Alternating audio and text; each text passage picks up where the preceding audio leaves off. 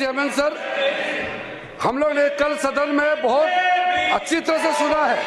गृह मंत्री जी ने बहुत साफ शब्दों में बाबा साहब भीमराव अंबेडकर जी के बारे में हमारा श्रद्धा का भाव को प्रकट किया था और साथ साथ में ये बताया कि बाबा साहब अंबेडकर के जीते जी कांग्रेस पार्टी ने अंबेडकर जी का कैसा अपमान किया और बाबा साहब को जीते जी और बाबा साहब परिनिर्वाण होने के बाद भी इतने साल तक कांग्रेस पार्टी ने भारत रत्न से नहीं नवाजा गया और साथ साथ कांग्रेस पार्टी ने बाबा साहब को इंसल्ट करके 1952 में बाबा साहब को चुनाव में षड्यंत्र के तहत बाबा साहब को हराने का काम कांग्रेस पार्टी ने किया है।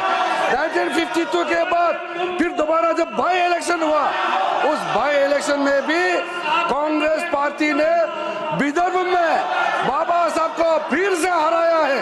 कांग्रेस पार्टी ने अगर बाबा साहब को कांग्रेस पार्टी नहीं हराते तो 52 के बाद भी बाबा साहब दोबारा चुन के इस सदन में पार्लियामेंट के मेंबर होते। बाबा साहब भीमराव जैसे आदमी को इन्होंने हरा करके देश के साथ इन्होंने खिलवाड़ किया है।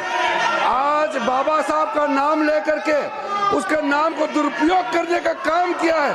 उसी को गृह मंत्री ने बताया था कि बार बार अंबेडकर का नाम लेकर के उन्होंने छल कपट करने का काम किया है।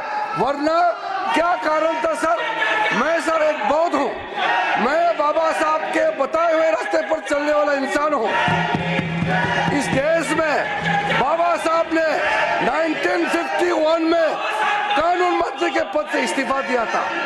71 साल बाद प्रधानमंत्री मोदी जी ने एक दूसरा बौद्ध को कानून मंत्री बनाया है। आप लोगों को याद नहीं आया? मोदी सत्य बाबा साहब भीमराव अंबेडकर के बताए हुए रास्ते पे हम लोग चलते हैं, आप लोग नहीं चलते हैं। सर ये लोग ढोंग कर रहे हैं, मैं कड़ी आपत्ति करता हूँ। बाबा साहब का नाम को वोट बैंक के लिए जो दुरुपयोग कर रहे हैं, इसको मैं निंदा करता हूँ।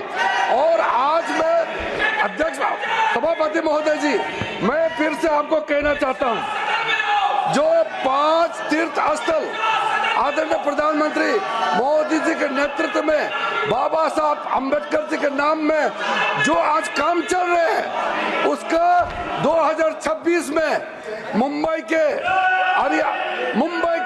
अरेबियन सी के अरब सागर के तट पर 450 फीट का जो ऊंचाई मूर्ति बन रहा है, वो मूर्ति बनने के बाद आप लोग को पता चलेगा कि 5 तीर्थ स्थल बाबा साहब के नाम में मोदी जी ने कैसे बनाया है।